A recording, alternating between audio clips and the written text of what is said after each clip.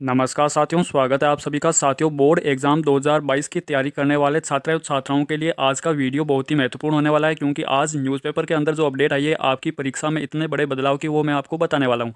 क्या आपकी एग्ज़ाम होगी या नहीं होगी, क्योंकि 2 सालों से विद्यार्थियों को प्रमोशन मिल रहा है। तो इस वीडियो में मैं आगे की स्लाइड में बताने वाला हूँ कि कक्षा 10वीं और कक्षा 12वीं की बोर्ड परीक्षा 2022 में किस प्रकार से ली जाएगी, क्योंकि नई शिक्षा नीति लागू होना 100% निश्चित है।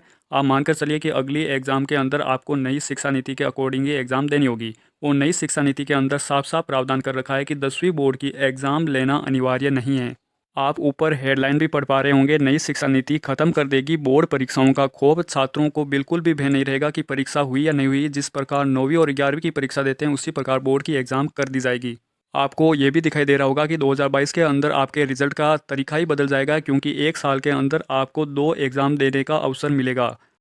अब ये हाल ही के दिनों में हुई मीटिंग के अंदर परीक्षा के स्तर को और आसान करने का भी कहा गया है। पहली बात, साल में 2 एग्ज़ाम होंगे, 10वीं का होना ज़रूरी नहीं है, और जो एग्ज़ाम होगा उसे भी ईजी कर दिया गया है, क्योंकि कॉलेज के अंदर एडमिशन अब 12वीं के अंकों के आधार पर नहीं होगा। अगले वर्ष से कॉलेज के एडमिशन से पहले आपकी एग्ज़ाम ली जाएगी और एग्ज़ाम के आधार पर ही आपको एडमिशन मिलेगा।